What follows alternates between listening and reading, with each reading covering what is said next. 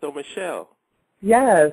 The Willie Lynch letter. Break it down. Yes. Okay. Well, first of all, I'm going to at some point post this link. It's called The Death of the Willie Lynch Letter. Mm-hmm. And I came across it a long time ago when I was in college. I was doing research, and I was in a class called Critical Theories of Hip-Hop Literature. We spent the first day listening to the Reflection Eternal album, and Talib Kweli referenced it, and my heart dropped because I was like, wow, this so-called conscious rapper is talking about Willie Lynch, right?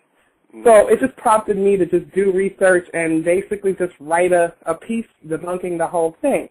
And what bothers me about it is that so many otherwise intelligent people will claim that, you know, everything that's going on with black people is because of Willie Lynch, and we've got Willie Lynch Syndrome, and this speech changed the course of things. I'm like, are you out of your mind?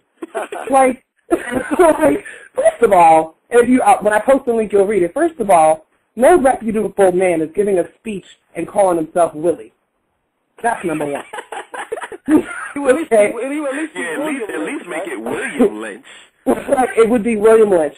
Second, the only William Lynch on record was not born for another 30 years. Okay? That's number two. Number three, they say the term lynching comes from William Lynch. No, it does not. Okay? Number four, he talked about how he was writing the speech while looking at a dead slave hanging from a tree. Lynching didn't start until the late 19th century. Okay? This was supposedly written in 1712. The other problem I have, why did this only start surfacing in the latter part of the 20th century? With all the historians and all the people that have been studying slavery and stuff, nobody came across this letter until the late 20th century, 1993-ish to be precise, right? Right. These are the problems that I have. And so when I'm speaking with people, because my degree is half in, you know, black studies and things like that, and I've definitely been focused on this, and I talk to people, and they're just like, oh, yes, you know, that whole Willie Lynch thing, that's why we can't get our shit together. This is why black people can never unite. I'm like, actually, it's the fucking conch you're pouring in your hair to straighten it that has gotten in your bloodstream that has affected your sperm and your eggs, because you're breeding these ignorant children that won't read any damn books. That's my theory. Willie Lynch my ass. But that's just that. I'm going to stop being belligerent about it. Well, I mean, that's real. I mean, because actually I wish that Asar was here, Asar Imhotep, because that's one of his pet peeves, too, that, you know, we just pass on information without any type of research. No thought. Yeah, no thought at all. It's just a Google search.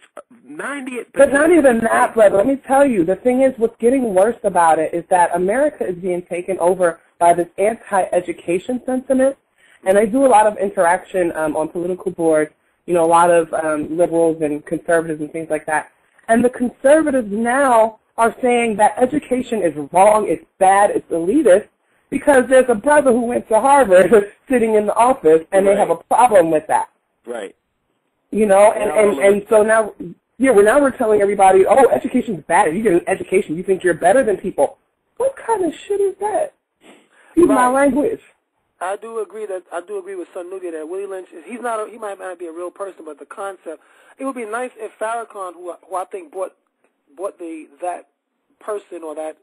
No, Farrakhan did not. He did not bring that. He brought it to Listen to what I'm saying. He brought that to the masses, people's attention, because people was not really up on it until he said that at the Million Man March, and then everyone. No, actually, that's incorrect, brother. I'm sorry. It was 1993. A writer named Ann Taylor cited the Willie Lynch letter. I'm not saying he invented it. Listen again. No, I'm not saying that. I'm talking about who brought it to attention. It was not Farrakhan. It was a woman named Ann Taylor in 1993. Did Ann Taylor ever have a Million Man March where a million people is listening to her? No, but she's the one who wrote the paper that even brought it to Farrakhan's attention. I'm not saying who wrote it. I'm saying who brought it to the masses. No, you're not. I'm saying that she cited the person who wrote it, who was, I forget his name, but he was a radical from the 60s, and he wrote it. And it was by her citing it in a paper she wrote that black people became aware of it, that even Farrakhan had got the attention of it.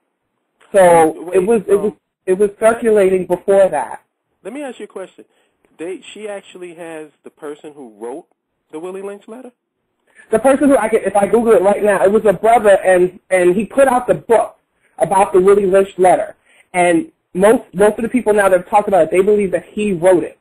and he wrote it and put this book out and pretended that it was a real letter. She cited it in a paper that she did, and it caused a lot of African-American scholars, black scholars, to be like, what the fuck is this? And so that's when the attention started coming to it, because they were like, why has nobody ever heard this before?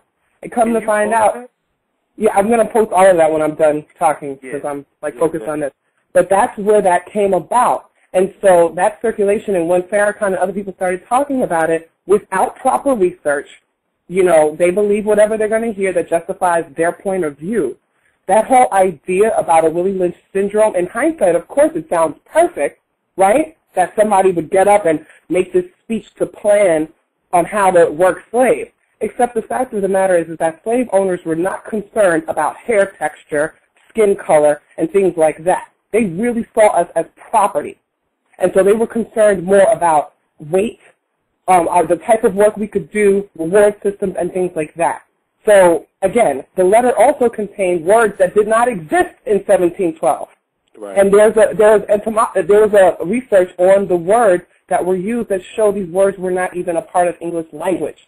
So this is a problem, and that's why it needs to be debunked.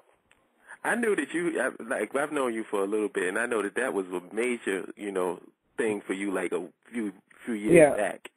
Yes, it was, because I hate stupidity, and I'm all about taking the intellectual approach to things. And if you just break it down, take it outside of the whole, black this, black that, but just take it at face value on what is written. This is a written document that people are calling a primary source, and they're contributing it to like our whole where we are right now. The reason why we hate our nappy hair is because of this Willie Lynch guy who taught people how to, treat their slaves. Fuck out of here! Come on, this is not what happened. Okay, what happened? You know what I would like to know? Where's the document? Where is the actual? If you're going to quote an historical, it does not exist. Where is it? It does not exist, and that's the problem. It does not exist. The brother who wrote the book refused to produce it because he didn't have it. That's the bottom line. The man said there is no such document. Does the concept exist? The concept of what? That one man can taught slave owners how to train us to hate ourselves for generations? Do I believe that was a possibility? No.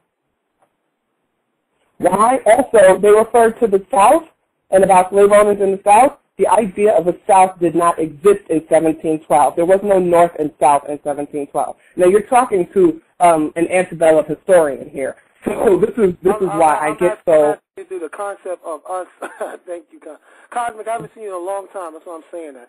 I haven't. I'm talking about the concept of just, and I agree with you that Willie Lynch, it was not a real person. There was no real person named Willie Lynch. There was no speech. And I think that what people are running with is the concept of division that Willie Lynch letters brought out. So what are you saying then? Are you saying that it was a real vision?